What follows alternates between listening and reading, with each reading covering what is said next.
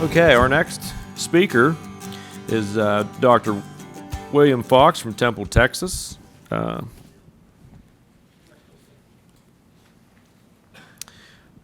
Dr. Bill Fox is an associate professor with Texas A&M Agri-Life Research at the Blackland Research and Extension Center in Temple, Texas, and a faculty member in the Rangeland Wildlife and Fisheries Management Department at Texas A&M University in College Station.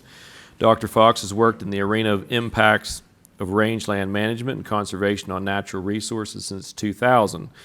When he returned to the Texas A&M University system, over the years he has focused on land management strategies for a diverse suite of landscapes ranging from rehabilitation of highly disturbed military training lands to restoration of oil and gas development, and most recently on the influence of vegetative communities on water resources and working landscapes. Dr. Fox holds a bachelor's degree in range science from Texas A&M, a master's in animal and range sciences from New Mexico State University, and a PhD in rangeland ecology and management from Texas A&M University.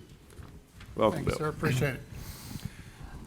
Good afternoon, everyone, and really very happy to be here today. Let's see, make sure I get the right one up. Nope. Do we know where they're at? Oh, there we go. So yes, all of those good things that I was doing, and I know a lot of times when we work with producer-oriented groups, the eyes roll back in the head when they hear the academic everything about it. And I'll tell you, I'm also the fourth generation of a five generation family of land stewards in South Texas. And so I've been doing a lot of things with this, and I'm also working with the Technical Advisory Committee for the Texas Grazing Lands Coalition. But today I would like to talk to you a little bit about some work that we're doing with a Conservation Innovation Grant that was obtained in 2017. A little history of this. Back in the early 2000s, a group of scientists from A&M had put together several models, and I know that every time you talk about a model, the black box ideas come out and all that stuff. It becomes very difficult for people, especially producers who have time constraints as it is, to be working with these models. They're very detailed, all kinds of things. So with this Conservation Innovation Grant, we wanted to put together the ability to utilize the capabilities of the models as the value that they could give, but present them in a way that it is most beneficial to producers in looking at the opportunities of forecasting, forage forward, and also looking at matching the nutritional analytics of the forage that is potentially being produced to the needs of the livestock that are utilized in that forage. So we put together a Conservation Innovation Grant. We were fortunate enough to get funded in 2017, and we're almost done with this. A couple of other things. I'm now an extension range specialist. I've spent 18 years in research, and I got tired of the research side of it. I wanted to get out in front and talk to folks.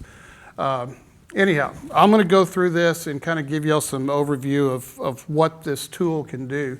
The tool originally was built, the tools were originally built back in started in the late 80s, partnership with the USDA, Agricultural Research Service, NRCS, and Texas A&M. These are plant growth models, nutritional, livestock nutritional models, etc. Again, nobody has time to spend with that. We went through the process of trying to get it going. It really had a good opportunity, and Chuck Stanley's here with NRCS. He probably remembers back in about 2005-06, things went up the flagpole with NRCS about getting these models put in place, and the fact is the amount of labor that it would take to generate the data to run these models, it just wouldn't fit. It wouldn't fit. It didn't work. So again, part of what we're doing now is utilizing these tools, but putting the outputs in a way, the inputs in what NRCS is actually doing already with their work on the ground, and the outputs in a fashion that is usable by producers. And hopefully, again, we'll have this opportunity to bring this forward A couple of slides with a lot of words, and then I'll get off the words. The directives that we have for this project, we want to bring together analytic capabilities to look at forage production and livestock nutritional requirements on rangelands. Right now, we're set up only in Texas. We have 10 different producer operations that are working with us all the way from probably about 42-inch rainfall zones out to about 16-inch rainfall zones, and from a growing season of about 250 days to a growing season of about 340 days or so. But we want to bring all these things together, and we've developed a stakeholder-driven, again, these operators are working with us, a stakeholder-driven dashboard that can provide decision support information to grazing land stewards. We want to be able to generate the forecasting capabilities at a watershed or ecosystem level. That has value. But we also want to be able to provide the ability for these tools to be more refined down to an operational level. So if a producer in an area, say in the Rolling Plains, we worked, one of our ranch cooperators is the Matador Ranch there in the Rolling Plains. If there are producers in and around the Matador Ranch that want to get some information about potential forecasting for forage production over the next several months, they can get this information from the system.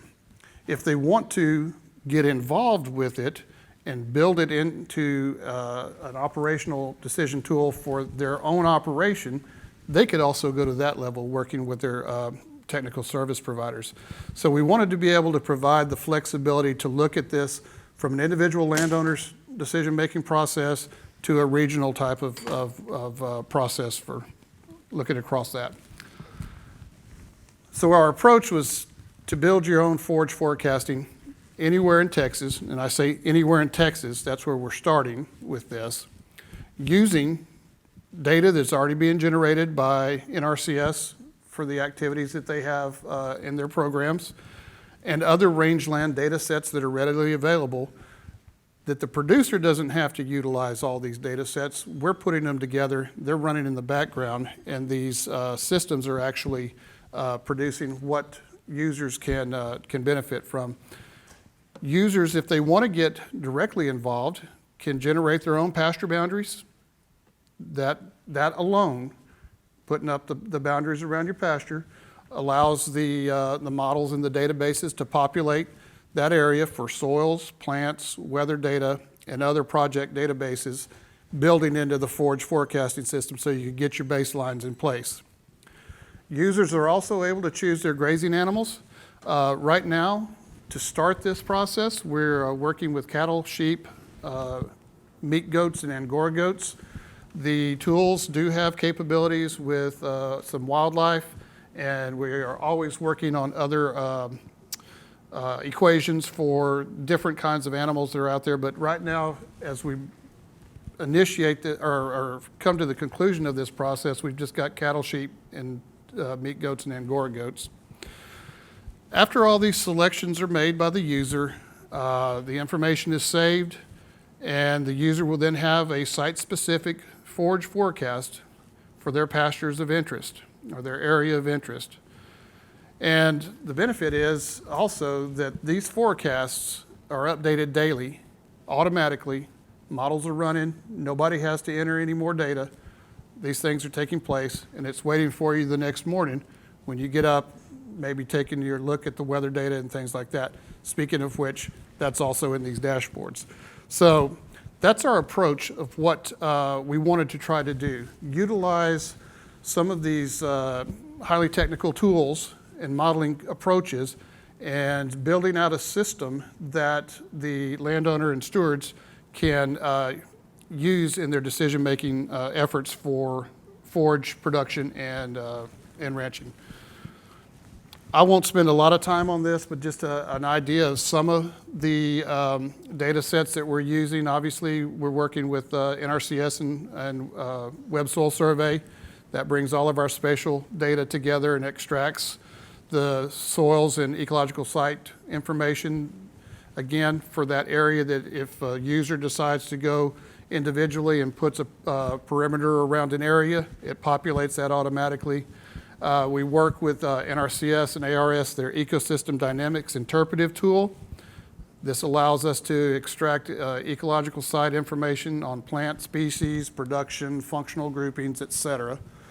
The University of Montana's rangeland analysis platform brings in things like bare ground, litter, plant cover data that could all be built into the system. We use NOAA Climate Prediction Center daily temperature data, and then the National Weather Service daily precipitation. And then we have a number of Texas A&M based rangeland databases that all build this in. This is all going on in the background so that you're not having to worry about doing all this. Your interest is in a piece of ground that you might want to be looking at in the future. You put a boundary around it through the system, all this stuff takes place. Just to be this pointy-headed academic that Ms. Pluhar, our executive director in Texas GLC, likes to tell me, we had to put one in just to show you what this all looks like. What I want you to pay attention to is that on that far right side, that's what you're dealing with as a user if you decide to participate with this. And that's the Forage Forecasting dashboard. All these other things are going on in the background. As you start at the top, you draw your perimeter around an area that you're interested in, you could see what I just described. All of these databases are taking place. They're populating the information in that's going to be necessary for the system to work. It's running all of the algorithms and equations in the background. And what you're seeing at the end of that is the outputs in that Forage Forecasting Nutritional Analytics dashboard. So that's the whole purpose about this, bringing these tools into the hands of users in a meaningful way that doesn't require the black box pray that what you're getting out of it is what's really happening. So I'll give you some examples of the outputs from this. I've just taken some screenshots, and I apologize, some of them are not as clear as I'd like, but this is a fictional pasture that we have built on some of the data that's come in from one of our ranches, our partners at the Matador Ranch. But if you were to go into the system, populate all the data and information that's going into it, this is what you would see when you opened up in the morning. You'd see the ranch, what the current scenario is, what day it's working on, and how many days it's been since the last rainfall. Gives you some ideas of what's going on. You would see the current forage production. That's that middle, or the top graph there on your left-hand side. 2,600 pounds per acre is what is being estimated right now through this. It shows you also a deviation at that point in time of what it normally could be. So you're looking at green. Green is good in this system, always. That's the current level. And then you are able to look at what's it going to be like 30 days, 60 days, and 90 days from now. And that was an interesting, bless you, that was an interesting question. We actually started this whole process sitting in a producer's living room having a conversation, and I said, what would happen if we were able to give you some information? These are not guarantees, these are forecasts. Hopefully better than the weather forecast we get from the meteorologist, but these are forecasts. If you could look out 30 and 60 and 90 days into your operation, would that kind of information provide management level inputs into what you're thinking about? You know, am I heading into drought? If things start to look a little bit bad, do I need to start thinking about implementing my drought plan, et cetera, et cetera? And the answer was resoundingly yes. That's why we're doing this. So what you would end up with is that next slide over, that's a 30-day forecast of total forage estimated for that pasture based upon all the information that the users put in, and it just continues on. If you're looking at 60 days and 90 days out, what is the potential for that forage base being there? And then we tie in with that forage base some estimates, and these are estimates, on body condition score of the livestock that are going on. and some forage condition index, that comment about take half, leave half, that was in the previous speaker. What does it look like going forward for that condition of that forage into the future? And then we finish up with a couple of basic information parts there with rainfall year to date, and you can compare it with the historical. And I should tell you that these tools, what we're doing is that we are able to look at historical rainfall over long periods of time. So the models are running these things, and it's looking at that rainfall over a long period of time to make these estimates. And then you've got rainfall for the last 90 days. So that would be one of the first things that pops up in the morning, just like if you were going to look at the weather forecast. What does this look like? There's also the need to be able to look at it spatially, what's going on across this. Am I needing to think about rotating pastures? If I'm having some, in this particular case where we're dealing with a pretty good size landscape, 130,000 plus acres, they've got different operations in different parts of a couple of counties. They could look at this on individual pasture scales. And so each of those little bubbles is a report that's coming out from an individual pasture that they have identified. And if, for instance, up in the northern region, although it's green now, it means things are in pretty good condition. If it was starting to turn amber or going towards red and all that green to the southeast, maybe I need to start thinking about moving my livestock from I'm going to do some adaptive management and move my livestock from some of those pastures back down closer to headquarters in this. Just a different way of looking at it. So, you can look at the lines. That's one way to look at it. A lot of times people the visual want to see, okay, is it red, green, or yellow? And where are my livestock at that? And on the far right-hand side, then it breaks down by pasture. So if you got something in particular that you have identified in a particular pasture, you could actually go in, click on that, and it would bring up a more detailed information on that individual pasture. Another product that, depending if you want to get further down, sometimes into the weeds or not, but this forage deviation. So one of the things that is wonderful about working with landowners that have been out on the ground for a long time, y'all are naturally seeing these things. You say, okay, I've been through this before the last 20 or 30 years.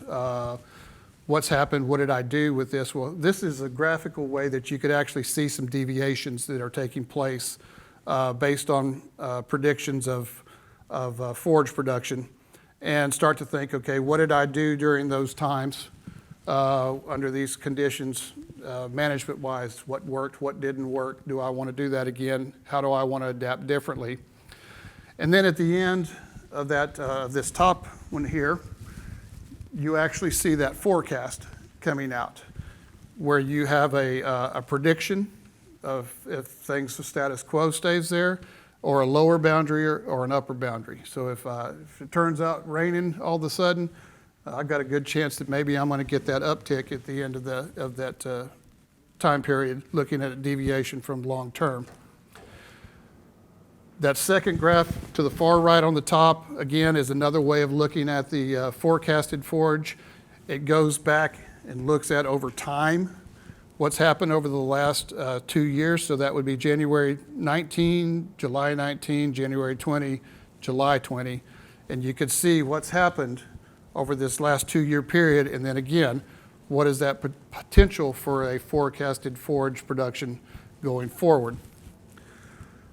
Another benefit, I think, of this is being able to look at it historically too. And that bottom left graphic there brings up, it actually shows over the, from 2000 to 2020, the forage condition index, again, green, yellow, and red, of what kind of condition the pastures have been in over that long period of time.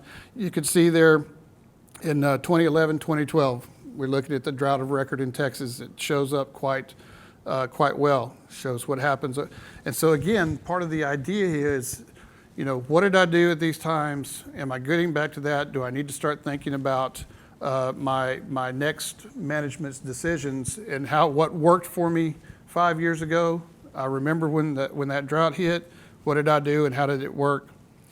And then the last part of it, again, is a long-term look at rainfall over time. And a lot of people are interested in looking at what has happened with cumulative rainfall over time over the years.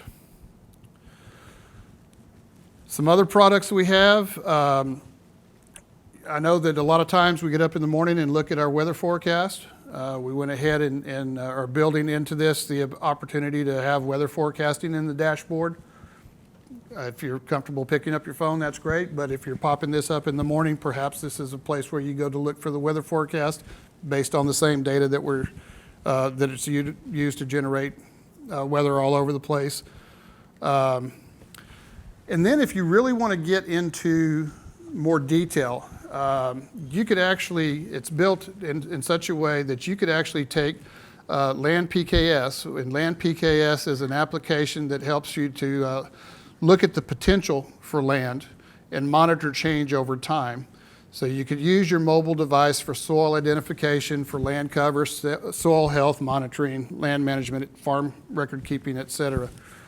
I'm not going to go into great detail here. It's just an opportunity. If producers are using Land PKS system, here's a place to plug it in so that it fits into the dashboard and what you're going to be looking at over time.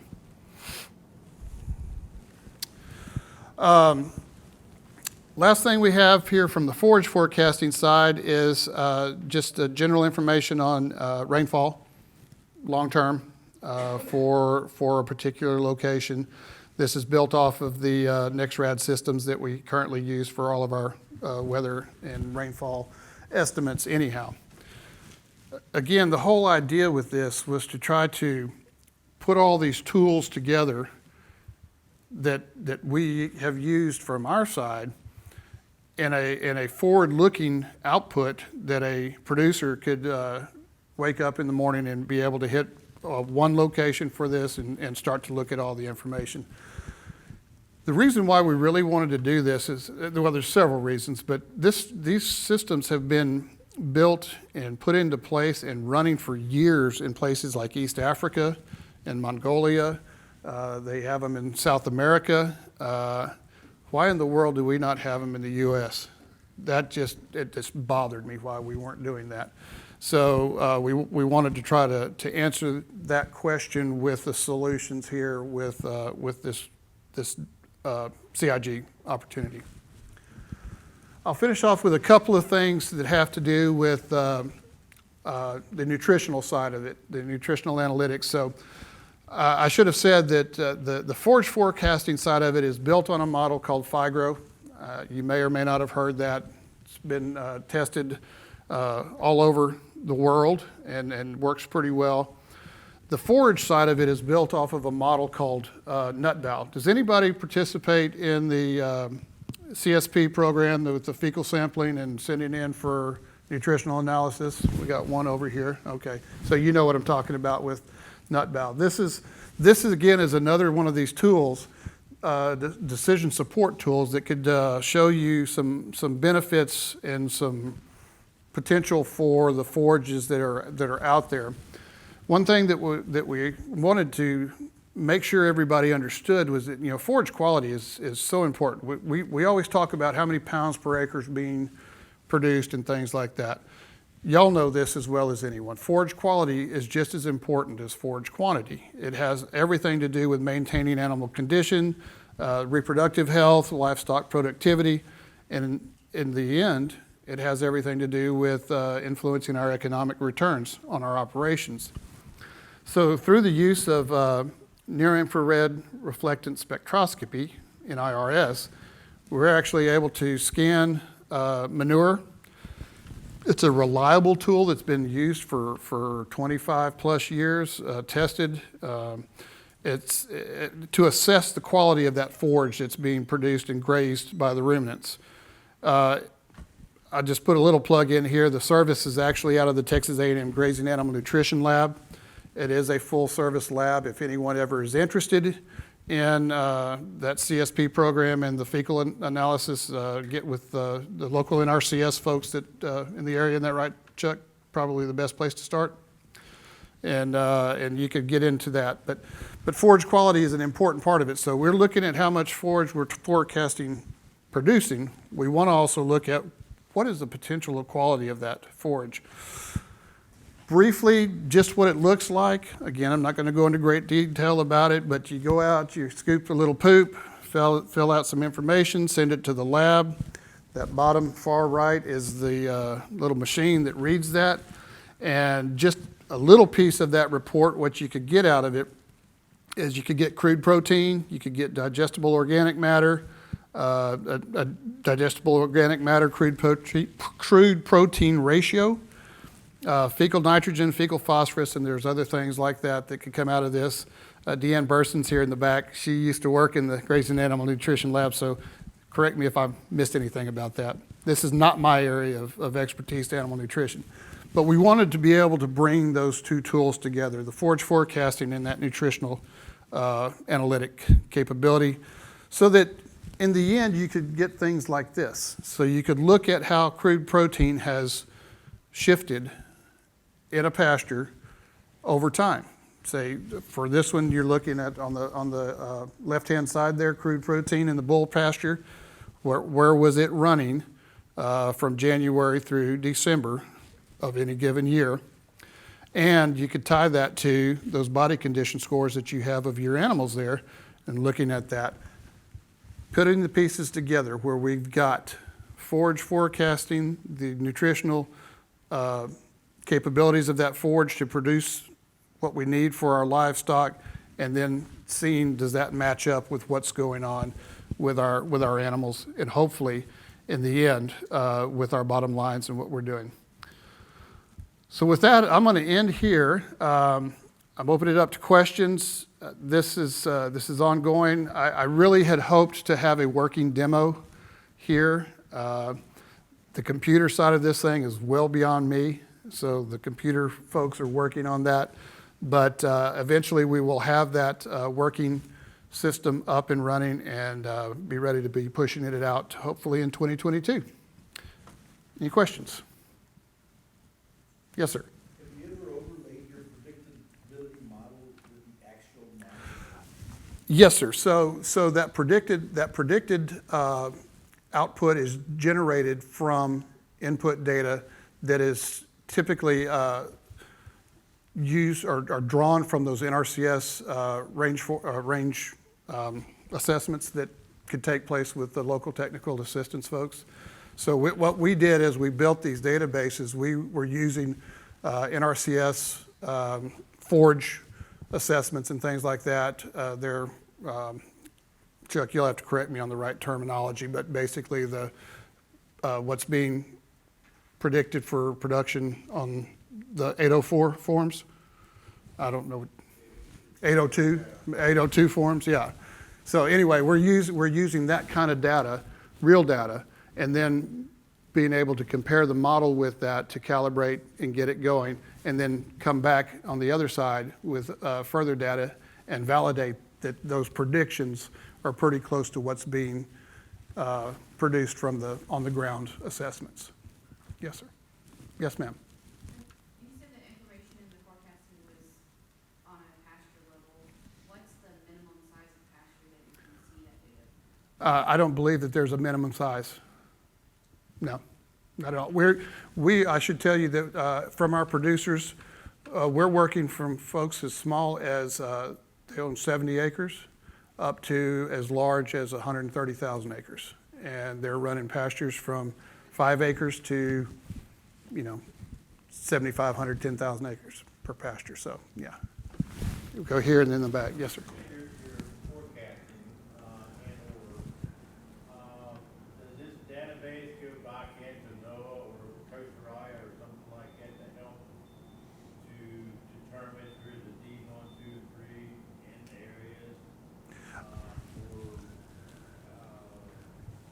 FSA and so on and so forth be used for drought monitors and so forth? No, that we're not. What we are producing with this system is meant to be a end user only. So if the end user, I should have said, the end user actually sets up just like we do a login and an account, and it becomes that kind of personal interaction there. None of this is returning back anywhere else. Yes, ma'am. I'm not sure how to ask this question. I'm from Edwards County, Texas, where the Solar Research. Yes, ma'am. And the rainfall is, Right. so how does that, how did it just goes with? So the rainfall database actually goes back historically, I believe, to the early 1900s. And so it's able to pick and choose, here I am today, and this is what it was like all the way back to that point. And then it comes forward and says, based on that, I'm here. Yes, ma'am. Last one. Ted, we got one more? Yeah, we're good. Okay. Yes, ma'am. So when looking at your forecasting tools, be it for like rainfall or for forage, are you pulling from multiple sites for the rainfall and using stats to predict that? Or like, because oftentimes when working with producers, I find that picking a single site that may or may not be super close to the ranch, it's often not very accurate. So like using a model like what the RMA uses for weather events. Yes, so, and I can't speak directly to that to say, because I don't know how that statistics works. I do know that the people that are working on that side of it, the Krieging and co-Krieging and all the different weather stations, they bring these things together into a conglomerate, and then it does their magic. I don't understand that part of it, I have to admit, to put together an overlay for that particular area with some level of reliability. Yep. And then so are users able to override that rainfall with their own localized? Oh, yes. Yes, that's a very good question. And yes, that capability is there. Again, depending on how far you want to go into working with the system at an individual level, you could put in your individual data. Yes. And then, sorry, anybody else has questions? Do you have to have a TSP in order to get into this system? Because sometimes web soil survey is not super accurate in its rangeland production forecast based on rainfall scenarios, from what I've experienced. I'm going to have to get your card and get back to you on that. I don't have a good answer for you on that, but that's a good question. So, but anyway, thank y'all very much. I appreciate your time today.